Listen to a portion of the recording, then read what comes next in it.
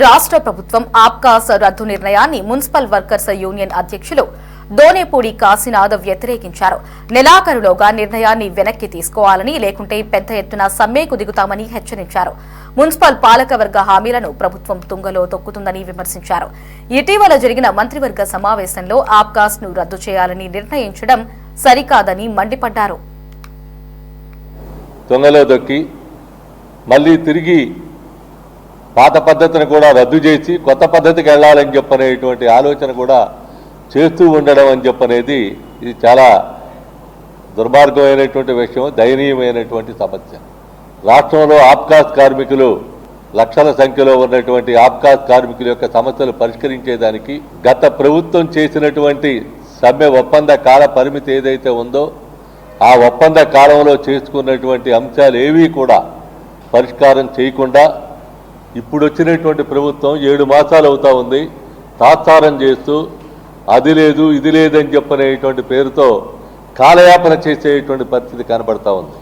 అందుకనే ఆప్కాస్ అనేటువంటి పేరుతో ఇటీవల మంత్రివర్గ సమావేశం జరిగితే ఆ మంత్రివర్గ సమావేశంలో వచ్చినటువంటి నిర్ణయాన్ని కనుక పరిశీలించినట్లయితే ఆప్కాస్ రద్దు చేస్తాము అని చెప్పానండి. అంటే ఆప్కాస్ రద్దు చేసి వీళ్ళని తీసుకెళ్లి ఎక్కడ పెడతారని చెప్పనని, ఏ చెరలో బందీగా పెడతారని చెప్పని అడుగుతున్నాం.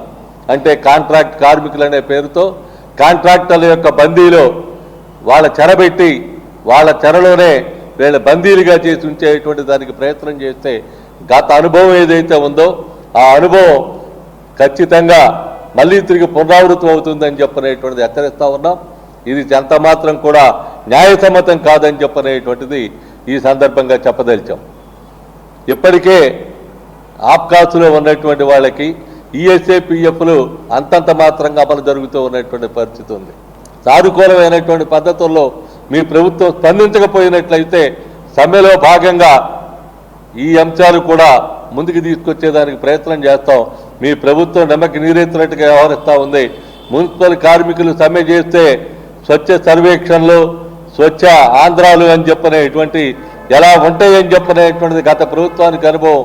అంతకుముందు మీకు అనుభవమే, మళ్ళీ తిరిగి అనుభవాన్ని తెచ్చుకోవద్దని చెప్పనని ప్రభుత్వానికి తెలియజేస్తూ సానుకూలమైన పద్ధతుల్లో సమస్యలు పరిష్కరించండి, ఆప్కాస్ను రద్దు చేయొద్దు. ఆ రకమైనటువంటి పద్ధతుల్లో సమస్యలు పరిష్కారం చేసేదానికి పూనుకొని ఆప్కాస్ను రద్దు చేయకుండా కొనసాగించేదానికి ప్రయత్నం చేయమని ఇంజనీరింగ్ కార్మికుల సమస్యలు, water supply, vehicle depot, park section వీళ్ళందరి సమస్యలు, మెకానికల్ సమస్యలు పరిష్కారం చేసేదాకా కూడా మా ఆందోళన పోరాటాలు కొనసాగుతాయి. దశల వారి ఆందోళనలు సాగుతాయి. సమాన పనికి సమాన వేతనం, అలాగే కోర్టు ఇచ్చినటువంటి జడ్జిమెంట్ ఇది, ఆ జడ్జిమెంట్ని అమలు జరిపేటువంటి దానికి ప్రయత్నం చేయాలి. ఈ ఇంజనీరింగ్ కార్మికుల సమస్యల పరిష్కారం కాకపోతే ఈ నెలాఖరులో మళ్ళీ తిరిగి మేము సమ్మెకి వెళ్ళేటువంటి పరిస్థితి వస్తుంది. ఈ నెలాఖరు దాకా ఇది అల్టిమేటం అనుకోండి, గడువు అనుకోండి, ఏమైనా అనుకోండి, మీ ద్వారా మేము ప్రభుత్వానికి విజ్ఞప్తి చేస్తూ ఉంది. ఫిబ్రవరి నెలాఖరులో సమ్మె దిగాల్సిన పరిస్థితి వస్తుంది. అందుకు బాధ్యులు మీరే అవుతారు, కారణం మీరే అవుతారని చెప్పనని కూటమి ప్రభుత్వానికి తెలియజేస్తా ఉన్నాం.